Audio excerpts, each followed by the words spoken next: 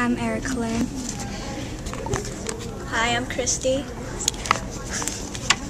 And I will be reading Harry Potter, the Sorcerer's Stone.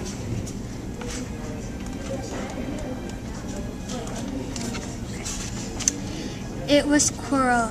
You, gasped Harry. Quirrell smiled. His face wasn't twitching at all. Me, he said calmly. I wondered whether I'd be meeting you here, Harry.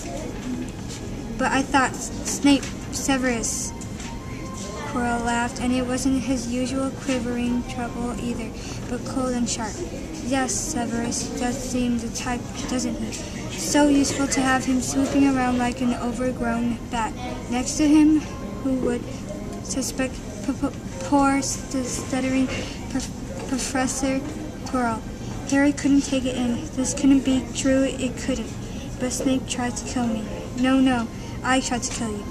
Your friend, Miss Granger, accidentally knocked me over as she rushed to set fire to Snape at that Quidditch match. She broke my eye contact with you. Another few seconds, and I'd have to got you off that broom.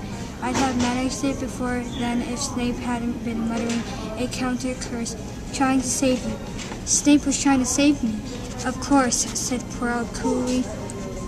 Why do you think he wanted to referee your next match? He was trying to make sure I didn't do it again. Funny, really. He needed have bothered. I couldn't do anything with Dumbledore watching. All the other teachers thought Snape was trying to stop Gryffindor from winning. He did make himself unpopular.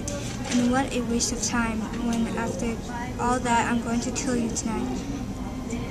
Is it 2 minutes?